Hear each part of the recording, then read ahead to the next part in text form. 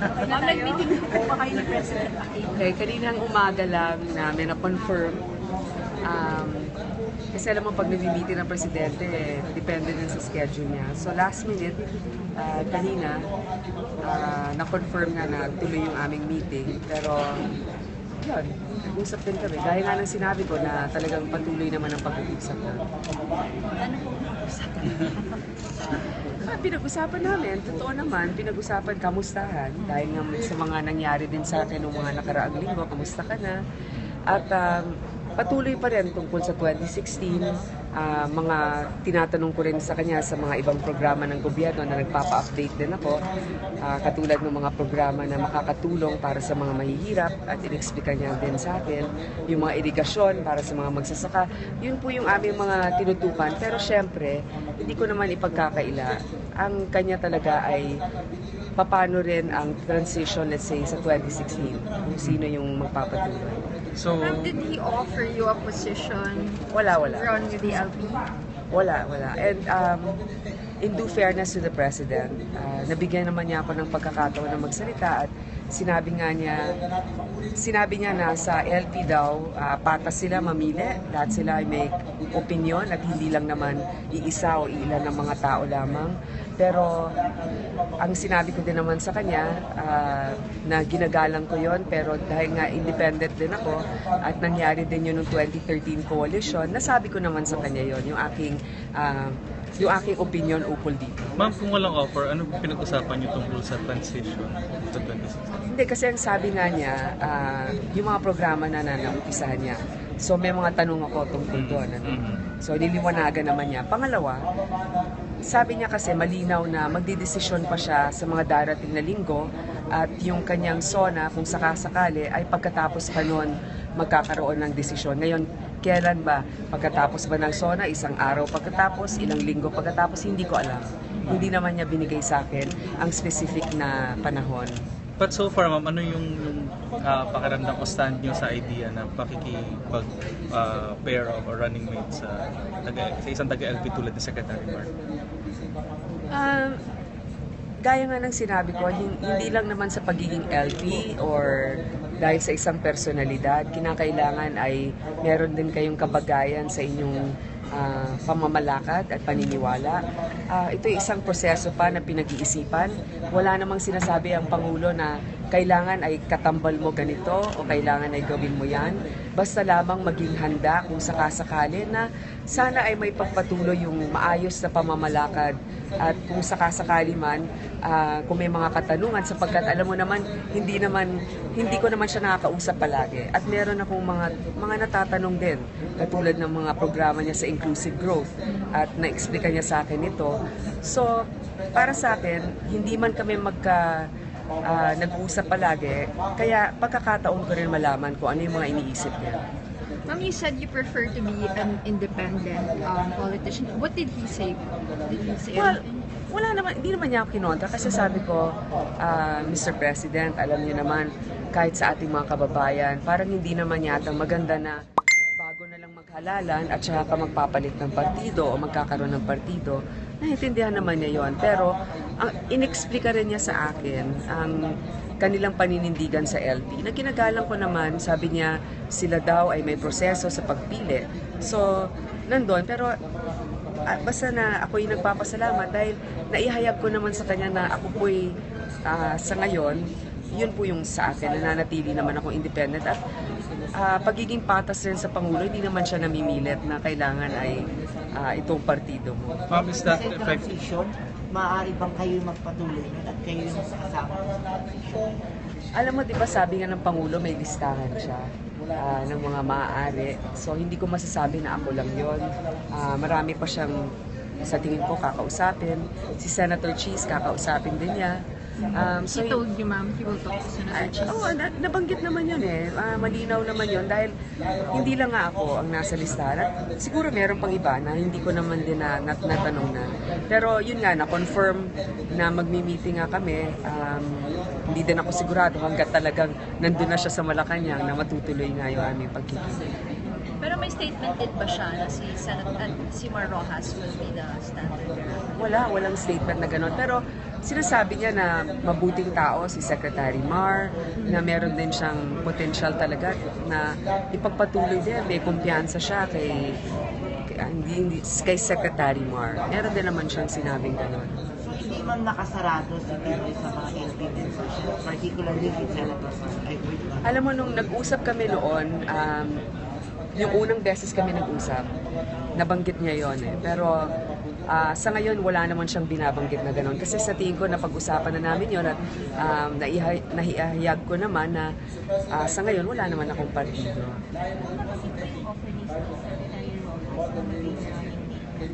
Wala. Walang na-offer. Walang na-offer na gano'n at wala rin naman nabanggit na gano'n. So ma'am, he said there's a process for choosing sa LP. Ano exactly yung process? And from here, where do we go? Like, what's next? Are you meeting with him again? Sabi niya mag-uusap daw kami ulit. Ngayon, hindi ko kayo pwedeng bigyan ng petsa eh, kasi ganito yan. Kahit sabihin niya mag-uusap kami next week. Kahit na sabihin pa niya kahapon o mag-uusap tayo bukas, hanggat yung actual hindi mo alam dahil paiba-iba rin yung schedule ng presidente. Pero pag natuloy naman, sasabihin ko naman sa inyo, iniimbita niya rin naman ako na mag-obserba ng mga ibang mga bagay na pwede naman niyang gawin. Kasi nga, alam naman niya na meron din ako mga katanungan at sariling pag-iisip, kaya mas gusto naman din niyang i-klaro. Mag-observe ng ano po? Like, kung may mga questions, kunyari may certain meeting siya with Agri o kung ano man, may mga katanungan ako, inimbitahan naman niya ako na sumama sa meeting nila para maobserbahan ko. Ano sa tingin niyo yun? Bakit niya kayo ini-invite na mag-observe? Kasi ang dami ko sigurong tanong. Baka sabi niya, ba't hindi mo na lang, i-obserbahan? Hindi naman to closed door meeting, di ba? So, yun. Di ba parang yun, ma'am? Training? Parang OJT. Final talk na ba yun? Next week, final talk. Ay, hindi ko pa alam eh. Basta sabi lang niya meron pang mga susunod. Hindi ko lang makumpirma ang date kasi nga sabi ko, hanggat yung ilang oras bago nung meeting na yun, hindi ko mo naman alam kung tuloy or ano. Basta sabi nga niya, next week, pumunta ka dito, meron ganyan. Pero meron akong sinabing commitment on that day. Pero sabi niya, anytime and his line is open. Pero yun nga, ang masaya ako dito sa meeting na to, naging prangka naman kami sa isa't isa, lalo na dun sa estado ko nga bilang independent sa ngayon at yung mga katanungan ko tungkol dun sa mga ibang programa niya, katulad nung mga problema natin sa irigasyon na siya rin ay medyo talagang nadidismaya rin dito, na napag-usapan namin yun. Ma'am, luminaw ba sa'yo yung plans mo, if any, for 2016 after this meeting? Because you mentioned after the first meeting, medyo hindi malinaw, like he couldn't really, there was no offer, walang ano. Oo, sa ngayon, ito lang ang malinaw sa akin na seryoso talaga ang Pangulo na maghanap ng isang susuportahan na kandidato, pero hindi naman niya niliwanag kung sino pa. Basta nakikita niya may mga potensyal na nasa listahan niya, sa isip niya kung sino. Malamang kinokonsidera niya siguro ako, pero hindi ko alam talaga kung anong posisyon, hindi naman namin pinag-usapan. Hindi niya pinilit, ma'am, tanong na sa kanya, ano ba talaga to? Hindi naman ako nagmamadali ukol doon, pati naman ako mismo ay kailangan din magnilay-nilay. Pero sabi ko nga, syempre malaking bagay ang tiwala ng ating Pangulo. Isang pribileyo yon na makausap din siya ukol dito. Pero sa bandang huli, desisyon mo pa rin ang mananaig. Kung ito ba'y paano ka makakatulong sa ating mga kababayan, yun ang pinakamatimbang. Ma'am, did you tell him that you are more comfortable with Senator Cheese as you have previously indicated? Hindi ko na kailangan sabihin yun sa kanya kasi mas matagal nga niyang kilala si Senator Cheese kasi sa akin. So alam naman niya yun. But what do you feel, ma'am, about the statement of LP leaders na Senator Cheese will never be included in any of their plans? How does that make you feel as someone being considered, reportedly? Well, yun ang kanilang statement, pero ang sabi ng Pangulo, meron daw silang democratic process ng pagpili. So, depende kung ilan sa LP members ang nag-iisip ng ganon, malay natin, di ba? Pag nagsama-sama silang lahat at may mga NGO members rin, mag-iba rin ang kanilang desisyon. Hindi ko masasabi dahil hindi po ako kasama sa mga pulong-pulong nila. Ma'am, ikaw, what's your own decision-making process? Like, will you wait for them, for the president, or may cut-off ka rin ba when you will decide? What will make you decide? Para sa sarili ko, kung sakasakali. Ako nga sana, mas komportable ako yung nalalapit na talaga ang filing. Sapagkat, alam mo, pag nagdesisyon, hindi lang naman po sa mataas na sa survey, kailangan ang desisyon mo ay dahil sa handa ka na sa mga programa na gusto mong ihain sa ating mga kababayan. Kasi sasabihin mo, ito ready na ako, suportahan niyo ako.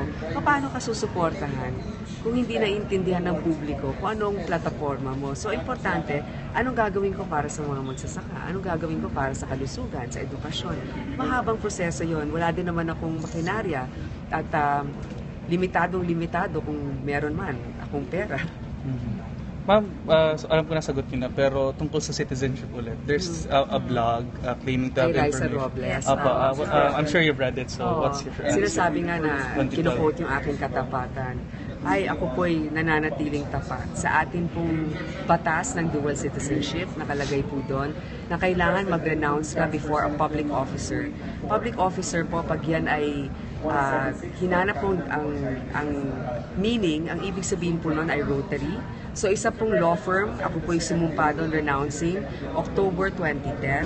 Ngayon, tungkol doon sa US, ang nirelease po nila yung aking renunciation 2012. Bakit? Sapagkat sila ay may prosesong napakahaba. Hindi ka basta pupunta sa US Embassy para mag-submit. Kailangan doon ang tax return mo in the last 5 years, ang ari-arian mo in the last 5 years, ang daming dokumento. At isa pa po, kung ang batas lang natin ang babasihan, pwede ko sanang niloko ang ating mga kababayan at nanumpa lang ako sa public officer dito sa Pilipinas. Hindi naman nakalagay doon na kailangan pumunta ka sa embassy o sa iba. Ginawa ko po ang nararapat at magmula po noon, ang akin pong ginamit ay isang tourist visa para pumunta sa Amerika. So, okay lang po yun. Salamat kay Ms. Robles na inilabas na yung issue na yan sapagkat ngayon mas nasasagot ko ng malinaw. So ma'am, linawin na natin, kailan yung sinimulan yung process sa US Embassy? Sa US Embassy, nagsimula ako ng process, kailangan kong balikan, pero parang 2011 kalagitnaan. Bakit? Sapagkat sa ating batas, complied na ako just by a public officer na Filipino. Complied na. Pero sabi ko, alam mo, hahanapan ako ng butas nito Kahit nasabihin nila, but if you're sincere, ba't di ka pumunta ng US Embassy? I did it, but before I went there, that's why it took until the middle part of the year, kinailangan ko muna, pumunta kayo sa internet, ang laki ng babayaran nyo para mag-renounce. Ang dami niyong dokumentong kailangan gawin. Hindi ito basta-basta nagagawa. Kung matatandaan ninyo, in-appoint ako ni Presidente, magtatapos na ang taon na 2010. So, ang emergency doon ay kailangan mag-renounce ako before a Filipino public officer. Pero yung sa US Embassy, added bonus na ginawa ko yon. Pero kinailangan ko yung mga dokumento ipasok talaga lahat. So it means while you were MTRCB chair, hindi na kayo US Embassy? And I've never used my visa after that. And I'm willing to answer it. And if they question this in court, ako po ay kumpiyansa. Nagsasabi naman po ako ng totoo ukol dito. Yung take nyo lang sa political dynasty, will you support it? Anti-political dynasty? Sa tingin ko sa ating bansa ngayon, marami na kasing umabuso. Maganda sana sa demokrasya, lahat tayo ay may karapatan na piliin ang daan na tatahakin natin. Sabi ko nga, pag showbiz ka, ang anak mo kasing ganda mo, mag-aartista rin. Pero, yung mga iba, may konsyensyang mga magulang. Katulad nga nakita ko ng mga magulang ko, siguro hindi pang showbiz to. Hindi naman ako pinilit, hindi ba? Pero hindi lahat may konsyensyang ganon. Yung iba, kahit walang karapatan na manilbihan, tinutulak nila. Kaya sa tingin ko, kailangan din tayo maghigpit ng konti. Ngayon, babasahin ko muna mabuti itong panukala na to sapagkat yung ating mga karapatan na mamili ay kailangan din nating maprotektahan. Pero siguro, reasonable naman, di ba? Kahit naman ang isang presidente, hindi rin naman pwede mag-appoint ng kamag-anak hanggang a certain level of consanguinity, di ba? As added protection, perhaps we can use it also this way in terms of political dynasty so that there won't be any conflict of interest. Ma'am, sorry, balikan ko lang yung sa US. When and how did you acquire US or dual citizenship? Kasi yung aking asawa ay US citizen. Okay. 2001 na, tama. 2001 hanggang Bale, alam mo, nakatira ako sa Amerika ang tagal na yun. 1993, basta mga 1992 nanganak ako doon, tuloy-tuloy. Pero 2001 lang ako talagang, it could have been faster, pero nangyari yun. Akala ko talaga titira na ako. Hanggat na mayapa ang aking tatay na bumalik naman ako dito. Pero, yun nga, yun po yung mga dahilan. Wala naman pong nilalabag na batas at sa abot ng aking makakaya ay sinusunod ko po lahat ng kinakailangan.